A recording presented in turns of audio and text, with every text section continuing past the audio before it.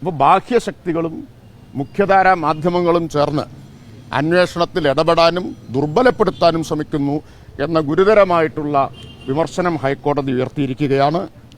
അത് കേരളം ചർച്ച ചെയ്യേണ്ട ഒരു വിഷയമാണ്. സാധാരണഗതിയിൽ ഇതുപോലെ രൂക്ഷമായൊരു വിമർശനം സർക്കാരിനെതിരെയാണെങ്കിൽ ഞങ്ങളുടെ നേരെ തിരിച്ചു പിടിച്ച മൈക്കിന് മുമ്പിൽ ഞങ്ങൾ മറുപടി പറയണം. ഇപ്പം നിങ്ങളെല്ലാവരും തിരിച്ച് മൈക്ക് പിടിക്കുക, ഞാൻ ഉന്നയിച്ച ചോദ്യങ്ങൾക്ക് മറുപടി പറയേണ്ടതാണ്. ഇത്രയും വിശ്വാസത്തിലുള്ള ഒരു സംഘം അന്വേഷിച്ചാണ് പത്മകുമാർ അടക്കമുള്ളവർ പ്രതികളാണ് കണ്ടെത്തിയത്. അല്ല, ഇതിനാദ്യം മറുപടി പറഞ്ഞിട്ട് ബാക്കി ഏത് ചോദ്യത്തിനും മറുപടി പറയാം. ബാക്കി എൻ്റെ ചോദ്യം, ഹൈക്കോടതി ഇത്ര രൂക്ഷമായി പറഞ്ഞിട്ടും നിങ്ങൾ ആ വാർത്ത എന്തുകൊണ്ട് മുക്കി? ഇത് സർക്കാരിനെതിരെയാണെങ്കിൽ ബ്രേക്കിംഗ് ന്യൂസ് അല്ലേ, തലക്കെട്ടല്ലേ, ചർച്ചയല്ലേ, അല്ലേ? മന്ത്രി എം.പി. രാജേഷിന്റെ ചോദ്യമാണ്. മാധ്യമപ്രവർത്തകർ മുന്നിൽ നിൽക്കുന്നുണ്ട്. എൻ്റെ ചോദ്യമാണ്, ഇനി നിങ്ങൾ മൈക്ക് തിരിച്ചു പിടിക്കൂ, എന്നിട്ട് നിങ്ങളാണ് മറുപടി പറയേണ്ടത്. അതിന് ഒരു വാക്ക് പോലും മറുപടി പറയാൻ കഴിഞ്ഞില്ല മാധ്യമപ്രവർത്തകർക്ക്. വാർത്തകൾ വളച്ചൊടിക്കാറുണ്ട്, വാർത്തകൾ തമസ്കരിക്കാറുമുണ്ട്. പക്ഷേ വളരെ ലൈവായി നിൽക്കുന്ന, ഏറ്റവും പ്രധാനമായി ചർച്ച ചെയ്യപ്പെട്ടുകൊണ്ടിരിക്കുന്ന ഒരു വാർത്തയെ സംബന്ധിച്ച് ഹൈക്കോടതിയിൽ നിന്ന് വിധി വന്നപ്പോൾ ആ ഹൈക്കോടതി വിധി മുക്കുക, തമസ്കരിക്കുക, എല്ലാ മാധ്യമങ്ങളും ഒന്നടങ്കം മുഖ്യധാര മാധ്യമങ്ങൾ. അതാണ് നാം കണ്ടത്. ശബരിമല വിഷയത്തിൽ ഹൈക്കോടതിയുടെ വിധിയുമായി ബന്ധപ്പെട്ട് പൊളിച്ചടുക്കുകയാണ് എം.പി. രാജേഷ്. കാണണം, കേൾക്കണം എം.പി. രാജേഷിൻ്റെ വാക്കുകൾ. മാധ്യമങ്ങളുടെ ഇരട്ടത്താപ്പ് എന്താണ് എന്ന് ഒന്നുകൂടി ഉറപ്പിക്കാം നമുക്ക്.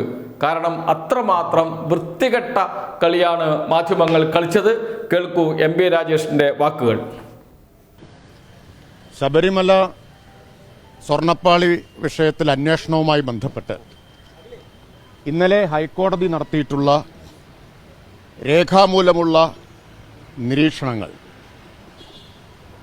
അന്വേഷണത്തെ പൂർണ്ണമായിട്ടും അംഗീകരിക്കുന്നതും അതേസമയം ശരിയായ ദിശയിൽ നടക്കുന്ന അന്വേഷണത്തെ അട്ടിമറിക്കാൻ മാധ്യമങ്ങളും ബാഹ്യശക്തികളും ചേർന്ന് നടത്തുന്ന പ്രവർത്തനങ്ങളെ രൂക്ഷമായി വിമർശിക്കുന്നതുമാണ്. യഥാർത്ഥത്തിൽ കോടതിയുടെ വിമർശനങ്ങൾ വളരെ ഗുരുതര സ്വഭാവമുള്ളതാണ്. മാധ്യമങ്ങൾക്കെതിരെയും ചില ബാഹ്യശക്തികൾക്കെതിരെയും. ബാഹ്യശക്തികൾ പ്രതിപക്ഷമാണെന്നുള്ളത് വ്യക്തമാണല്ലോ. രണ്ട് ഉദ്യോഗസ്ഥരെ പ്രത്യേക അന്വേഷണ സംഘത്തിൽ ഉൾപ്പെടുത്തിയതിനെതിരെ നിരന്തരം വാർത്ത കൊടുത്ത മാധ്യമങ്ങളുണ്ട്. കോടതി പറഞ്ഞിട്ടുള്ളത് ആ രണ്ട് ഉദ്യോഗസ്ഥരെ കോടതിയുടെ അനുമതിയോടെയാണ് ഉൾപ്പെടുത്തിയതെന്നും അവർക്കെതിരെ അധിക്ഷേപം ചൊരിഞ്ഞു എന്നുമാണ്. അവർ കഴിവും കാര്യക്ഷമതയും വിശ്വാസ്യതയുമുള്ളവരാണ്, കോടതി പറഞ്ഞതാണ്. എന്താണ് ആക്ഷേപം ഉന്നയിച്ച പ്രതിപക്ഷ നേതാവിനും ആ ആക്ഷേപം പ്രചരിപ്പിച്ച മാധ്യമങ്ങൾക്കും പറയാനുള്ളത്? കോടതി നടത്തിയിട്ടുള്ള ചില നിരീക്ഷണങ്ങൾ സർക്കാരിനെതിരെ നടത്തിയതാണെങ്കിൽ എന്താകുമായിരുന്നു കേരളത്തിലെ സ്ഥിതി? കോടതി പറയാണ്, പാരഗ്രാഫ് 8-ൽ കോടതിയുടെ വ്യക്തമായ മാർഗനിർദ്ദേശങ്ങൾക്ക് വിരുദ്ധമായി SITയെ അനാവശ്യ സമ്മർദ്ദത്തിലാക്കുന്നു. ആരാ സമ്മർദ്ദത്തിലാക്കുന്നതെന്നും കോടതി പറയുന്നുണ്ട്. കോടതി പറഞ്ഞ വരികളാണ് ഞാൻ ഉദ്ധരിക്കുന്നത്, എൻ്റെയല്ല. അടിസ്ഥാനരഹിതമായതും തെറ്റിദ്ധരിപ്പിക്കുന്നതും ഊഹാപോഹങ്ങളെ അടിസ്ഥാനപ്പെടുത്തിയുള്ളതുമായ റിപ്പോർട്ടുകളിലൂടെ മുഖ്യധാരാ മാധ്യമങ്ങളും സാമൂഹിക മാധ്യമങ്ങളുമാണ് ചെയ്യുന്നത്. ഇനി ഇത് എന്തിനാ ചെയ്യുന്നത്? കോടതി പറയുന്നു, ബോധപൂർവം സൃഷ്ടിക്കുന്നതാണ്. ബോധപൂർവം സൃഷ്ടിക്കുന്നതാണ്. ഉദ്യോഗസ്ഥർക്കെതിരെ, അന്വേഷണ ഉദ്യോഗസ്ഥർക്കെതിരെ അടിസ്ഥാനരഹിതമായ ആരോപണങ്ങൾ ഉന്നയിക്കുന്നു. ഹൈക്കോടതിയാണ് പറയുന്നത്, രണ്ടംഗ ബെഞ്ചാണ് പറയുന്നത്. സെൻസേഷണലിസം മാത്രമാണ് ലക്ഷ്യം, പിന്നെ ഒരു പ്രത്യേക അഭിപ്രായമുണ്ടാക്കിയെടുക്കലും ആണ് ഈ പ്രചരണങ്ങളുടെ ലക്ഷ്യം. അന്വേഷണത്തെ ദുർബലപ്പെടുത്തുന്നതും ജനവിശ്വാസം തകർക്കുന്നതുമാണ് ഈ പ്രചരണം, റിപ്പോർട്ടിംഗ്. ഇത് നീതിന്യായ സംവിധാനത്തിൽ, ക്രിമിനൽ ജസ്റ്റിസ് സിസ്റ്റത്തിൽ ഇടപെടുന്നതാണ്. എന്നിട്ട് ഒരു മുന്നറിയിപ്പ് കൂടി കോടതി നൽകിയിട്ടുണ്ട്. പാരഗ്രാഫ് 8-ൽ പറയുന്നു, ഇതുപോലൊരു അന്വേഷണം മാധ്യമ വിചാരണയുടെ നിഴലിൽ നടത്താനാവില്ല എന്നാണ്. ഇതുപോലൊരു അന്വേഷണം മാധ്യമ വിചാരണയുടെ നിഴലിൽ നടത്താനാവില്ല എന്നാണ് ഹൈക്കോടതി പറഞ്ഞിട്ടുള്ളത്. ഇത്രയും രൂക്ഷമായ വിമർശനങ്ങൾ വന്നിട്ട് ഒരു വരി ഇന്നത്തെ മുഖ്യധാരാ മാധ്യമങ്ങൾ കൊടുത്തില്ലല്ലോ? മുക്കിയില്ലേ? എന്താണത് കൊടുക്കാത്തതിൻ്റെ കാരണം? ഒന്നുകിൽ ഹൈക്കോടതി നടത്തിയ ഗുരുതരമായിട്ടുള്ള വിമർശനങ്ങൾ തെറ്റാണെന്ന് പറയണം, അല്ലെങ്കിൽ അത് തിരുത്തുമെന്നെങ്കിലും പറയണ്ടേ?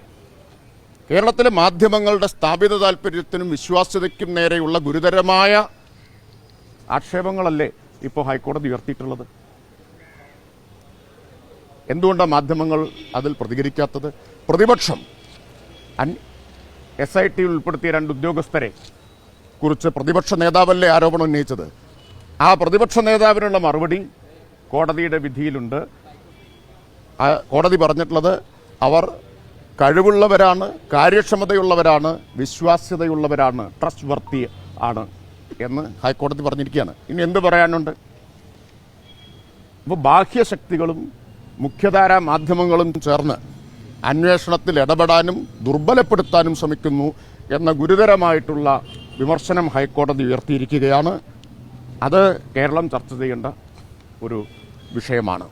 സാധാരണഗതിയിൽ ഇതുപോലെ രൂക്ഷമായൊരു വിമർശനം സർക്കാരിനെതിരെയാണെങ്കിൽ ഞങ്ങളുടെ നേരെ തിരിച്ചു പിടിച്ച മൈക്കിന് മുമ്പിൽ ഞങ്ങൾ മറുപടി പറയണം. ഇപ്പം നിങ്ങളെല്ലാവരും തിരിച്ച് മൈക്ക് പിടിക്കുക, ഞാൻ ഉന്നയിച്ച ചോദ്യങ്ങൾക്ക് മറുപടി പറയേണ്ടതാണ്. ഇത്രയും വിശ്വാസത്തിലുള്ളൊരു സംഘം അന്വേഷിച്ചാണ് പത്മകുമാർ അടക്കമുള്ളവർ പ്രതിയാണെന്ന് കണ്ടെത്തിയത്. അല്ല, ഇതിനാദ്യം മറുപടി പറഞ്ഞിട്ട് ബാക്കി ഏത് ചോദ്യത്തിനും മറുപടി പറയാം. ബാക്കി എൻ്റെ ചോദ്യം, ഹൈക്കോടതി ഇത്ര രൂക്ഷമായി പറഞ്ഞിട്ടും നിങ്ങൾ ആ വാർത്ത എന്തുകൊണ്ട് മുക്കി? ഇത് സർക്കാരിനെതിരെയാണെങ്കിൽ ബ്രേക്കിംഗ് ന്യൂസ് അല്ലേ, തലക്കെട്ടല്ലേ, ചർച്ചയല്ലേ, അല്ലേ? ഇത്ര രൂക്ഷമായ പരാമർശങ്ങൾ. ഹൈക്കോടതി അന്വേഷണം ശരിയായ ദിശയിലാണെന്ന് പറഞ്ഞല്ലോ. ഞങ്ങളാരും ഒരു ഘട്ടത്തിൽ അങ്ങനെ അല്ലാന്ന് പറഞ്ഞിട്ടില്ലല്ലോ. പറഞ്ഞത് നിങ്ങളല്ലേ, പ്രതിപക്ഷമല്ലേ? അപ്പോൾ കേരളത്തിലെ മാധ്യമ പ്രതിപക്ഷ കൂട്ടുകെട്ടിൻ്റെ പ്രചരണത്തെ തുറന്നു കാണിക്കുന്നത് കൂടിയാണ് ഇന്നത്തെ ഹൈക്കോടതി വിധി. ഇത് പറയാൻ നിർബന്ധിതമായത് നിങ്ങൾ കൊടുക്കാത്തതുകൊണ്ടാണ്. വാർത്ത നിങ്ങൾ കൊടുത്തിരുന്നെങ്കിൽ ഇതും കൊടുക്കുന്നൊന്നും എനിക്ക് പ്രതീക്ഷയില്ല കേട്ടോ. കൊടുക്കുന്നൊന്നും പ്രതീക്ഷയില്ല. ലൈവാണെങ്കിൽ ഒരുപക്ഷെ ഒരു തവണ കയറി പോയേക്കാം, പിന്നെ അത് വെളിച്ചം കാണില്ല എന്ന് പറയാം. പക്ഷെ പറയണ്ടേ? ഞങ്ങൾ 24 മണിക്കൂറും ദിവസം ഞങ്ങൾക്കെതിരെ ഇങ്ങനെ പറഞ്ഞുകൊണ്ടിരിക്കുമ്പോൾ ഇതാ അടിസ്ഥാനരഹിതമാണ് ഈ കാര്യങ്ങളെന്ന് കോടതി തന്നെ പറയുമ്പോൾ നിങ്ങൾ പറയുന്നില്ല. ഞങ്ങൾക്ക് പറയേണ്ട ഉത്തരവാദിത്വം ഉണ്ടല്ലോ. ഇത്രേ പറയാനുള്ളൂ. എന്തുകൊണ്ടിത് ജനങ്ങൾക്കറിയാനുള്ള അവകാശമില്ലേ? കോടതി വിധി വെച്ചല്ലേ ഞാനീ പറയണത്. പാരഗ്രാഫ് 8-ലും 9-ലും പറഞ്ഞ കാര്യങ്ങൾ 10-ലും 11-ലും ഒക്കെ ആയിട്ട് പറഞ്ഞ ഈ കാര്യങ്ങൾ ജനങ്ങൾ അറിയരുത് എന്നെങ്ങനെയാണ് നിങ്ങൾ തീരുമാനിക്കുക? എന്തുകൊണ്ടാണ് ജനങ്ങളെ അറിയിക്കാതിരുന്നത്? അത് ഗൗരവമുള്ള ചോദ്യമാണ്. അപ്പം അതിനർത്ഥം ഈ പറഞ്ഞ കാര്യങ്ങളെല്ലാം ശരിയാണെന്നല്ലേ? അല്ലെങ്കിൽ ഇതുകൂടി റിപ്പോർട്ട് ചെയ്തതെങ്കിൽ ശരിയാണ്. നിങ്ങൾ സ്വതന്ത്രമായിട്ട് റിപ്പോർട്ട് ചെയ്തില്ലല്ലോ. ഞാനിന്ന് എല്ലാ പത്രവും കണ്ട് ഞെട്ടിപ്പോയി. ഒറ്റ പത്രത്തിൽ മാത്രമേ വാർത്ത കൊടുത്തിട്ടുള്ളൂ. അത് ദേശാഭിമാനിയാണ്, വേറൊന്നിലും കൊടുത്തിട്ടില്ല.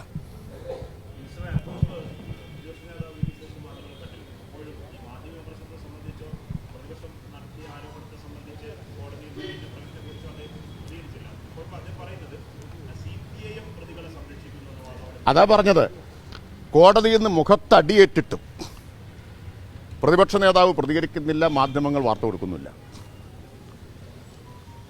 അപ്പം ഇത് ജനങ്ങൾ അറിയണം. വേറെ മാർഗമില്ലാത്തതുകൊണ്ട് ഞാൻ പറയുന്നു, നിങ്ങൾ അറിയിച്ചാലും അറിയിച്ചില്ലെങ്കിലും കുറച്ചൊക്കെ സാമൂഹിക മാധ്യമങ്ങളിലൂടെ നാട്ടുകാരെ അറിയില്ലേ? ഇത് ഈ സർക്കാരിനെതിരെ നടത്തിയ തെറ്റായ പ്രചരണം തുറന്നു കാണിക്കുന്നതല്ലേ കോടതി വിധി?